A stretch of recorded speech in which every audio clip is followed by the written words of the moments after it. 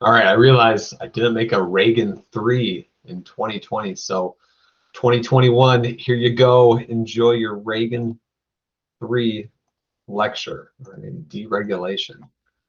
All right, so I'll pull the video up. Well, the PowerPoint lecture, and we'll get to it. All right, here's your last video for the week, Reagan 3. So you're going to examine the deregulation policy, changes to the Supreme Court, which are always big, and Reagan's foreign policy win. All right, so this is the end of Reagan's presidency.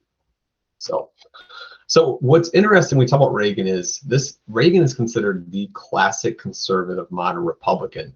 So when Donald Trump became president in 2016, he echoed that idea. So here's the title, Trump's budget draws comparisons to Reagan. If you're conservative, fiscal conservative, you love this. If you're a liberal, you can't stand this type of government. So this is just the different views and philosophies of how governments are run. So let's start to break this thing down. All right, so I'll put all the stuff on there. Okay, so one thing you find in the 1980s is that Reagan wanted to scale down the national debt. It didn't work. All right, it just philosophically did not work. Reaganomics or supply side economics did not work in the long run. But let's take a look at what he thought, how the system was actually going to work. So the first group that got tax cuts were the rich. The rich were taxed the most, and Reagan felt that it was unnecessary, so the rich got tax cuts. All right. And the problem with a tax cut for the rich in terms of economics is that's money the federal government does not collect. And the money the federal government does not collect means money that if it spends more than it takes in, you have a debt. Right? And a way to counterbalance that was cut welfare programs. That welfare usually are going to people who are the poorest members of society. So that was the trade-off. The rich got a tax cut, but there was also cuts to the poor. And then one problem you see in Reagan's time as president from basically 84 to 88, the federal government spent a lot of money, more money than it actually took in via tax revenue. Remember, taxes are also being reduced, means the government's less money, and the government in Reagan was actually spending more than it was taking in. All right. So by 1984, the end of his first term, the national debt had nearly doubled. And when we talk about national debt, there's not a Republican way or a Democratic way. The trend as of late is that every president, despite their political party, they're probably going to increase the national debt. So it's the best way to look at it really is to look at percentages of increase, not the numbers, because numbers can be inflated and there's inflation. So Barack Obama had a 68% increase in the national debt. George W. Bush had a 101% increase. Ronald Reagan had a 186% increase in the national debt. But no one beats FDR with 1,000% increase. Now, granted, FDR was fighting the Great Depression and World War II at the same time, but here's one: Democrat, Republican, Republican, Democrat. They're both going to increase the national debt. It's rare to find a president who actually decreases it. There are a few. Right? So here's the breakdown of the national debt held by president. Here's Reagan, and Reagan wanted to reduce it. He ran on the party of fiscal conservative. He actually raised the national debt. Here's Clinton getting close, all right, in the 90s. And then here's George W. And if you can see Obama will be through the top of the screen here, all right? So both sides like to spend more than they should, right? So, all right. Let's talk about the Supreme Court. All right. So one thing you start to see with Reagan, remember the president gets to pick the Supreme Court. Supreme Court itself should not be political. It's supposed to be apolitical, meaning no politics. But people look at the lines all the time. They try to figure out where people stand on issues like pro-life or pro-choice. So those are the big hot button issues. And it just so happens that Reagan gets to select a new person, and he selects Sandra Day O'Connor, the first woman to be appointed on the Supreme Court in U.S. history. So she herself is a little more conservative leaning, but it's a first for women. Okay, first woman to be appointed to the Supreme Court. All right. He also nominates Scalia. Scalia is really going to be the mover and shaker for conservatives in the Supreme Court from the 80s all the way until his death. And remember, he dies just a few years ago, and that actually leads to the appointment of one of Trump's candidates, Neil Gorsuch. Okay. But Scalia is a powerhouse in the Supreme Court. And Anthony Kennedy, another conservative leaning individual in terms of the Supreme Court. So Reagan got to select 3 people in the Supreme Court. Well, even when you have one, you see how hot button the issue could be. Just getting one on there. Reagan got the luxury of electing 3 people to the Supreme Court. All right, and this really changes it. Up to this point, through the presidents of the 80s, it's the liberals have been really controlling the Supreme Court, going back to the Warren Court of the 60s, which has been so controversial for liberals or conservatives, depending how you view it. And this really ends a liberal control of the Supreme Court in the 80s. All right. And it's going to it's really going to start to look at affirmative action. It's not going to take any moves necessarily, but it's going to be a little more conservative in terms of looking at what affirmative action was. All right. So that was the hot button issue of the 80s. Supporters argued that affirmative action is necessary to ensure racial and gender diversification, education, and employment.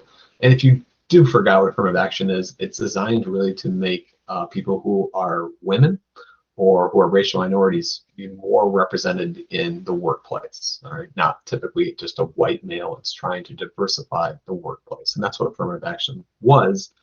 And some people didn't like that. They said it plays favorites or itself as a definition of discrimination. So that was the hot button issue, the controversy of the 80s, was affirmative action. A big picture here, Reagan got to make 3 changes to the Supreme Court. So we look at this whole breakdown. Remember, it's not supposed to be political, but it tends to be because the presidents who themselves are political get to choose someone they think has their same ideals.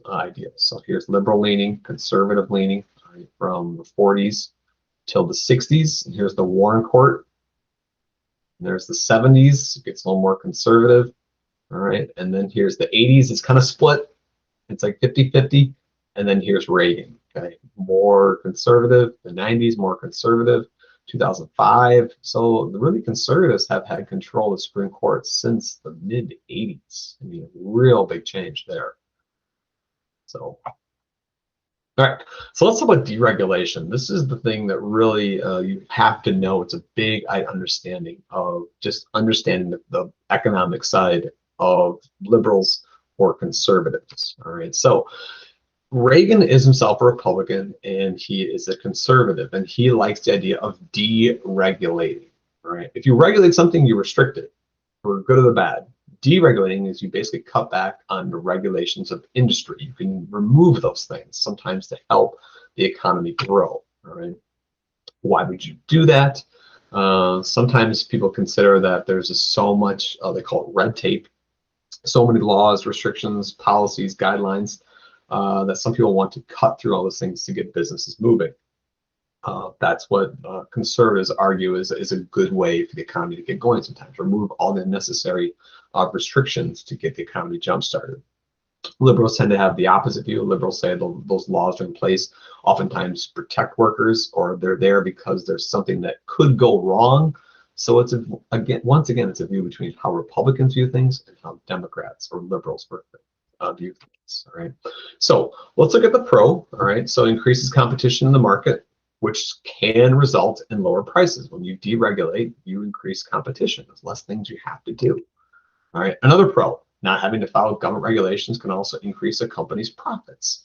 So that's another positive. Conservatives are saying here are 2 things where it could potentially help.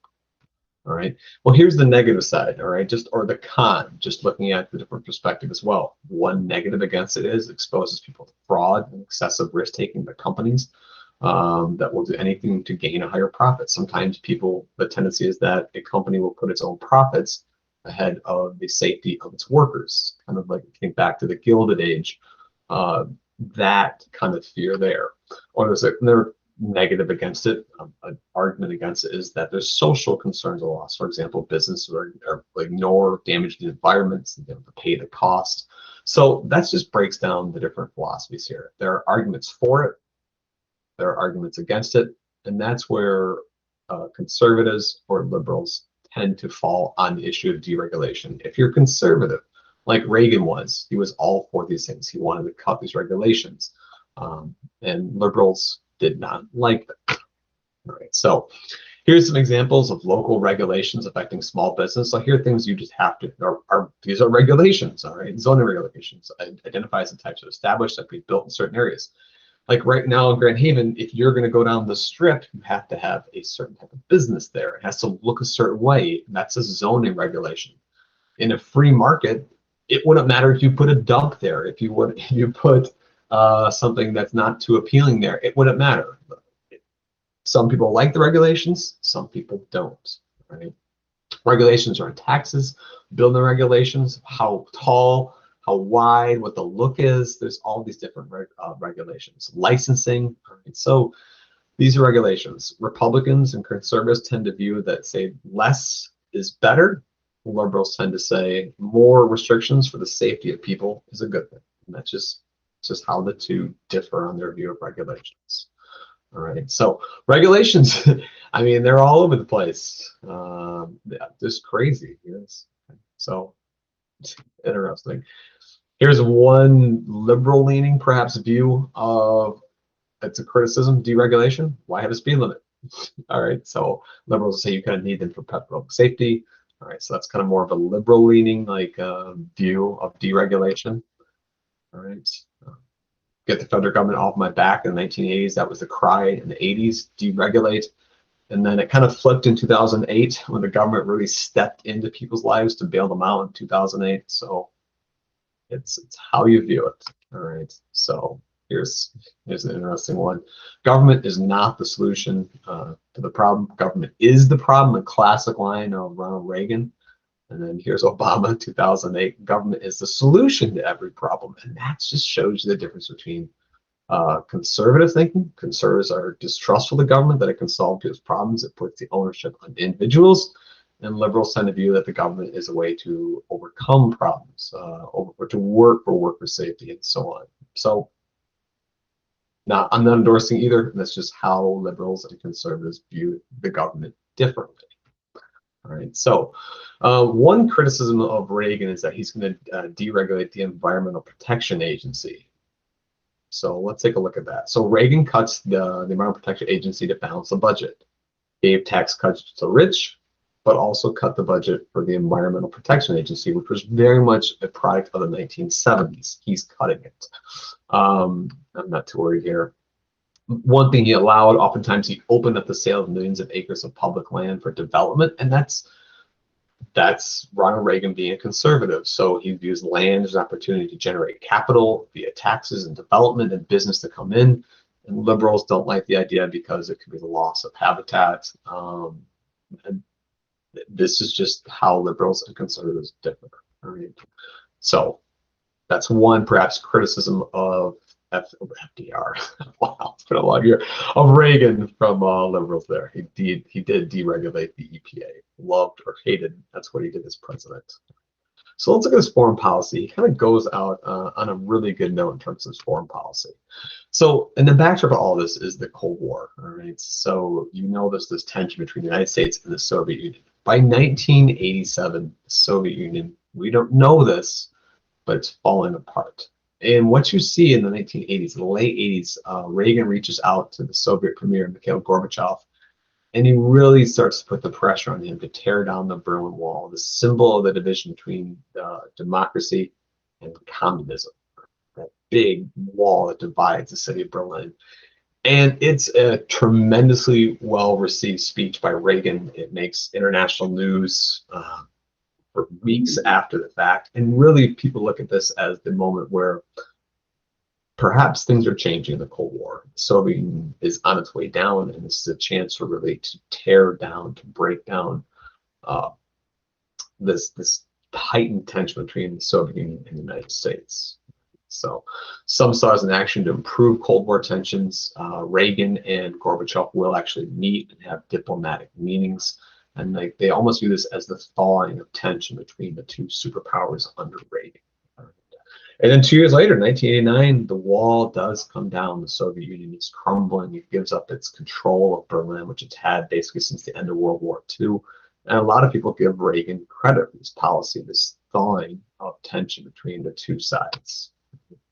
So we covered that. They've been divided ever since World War II.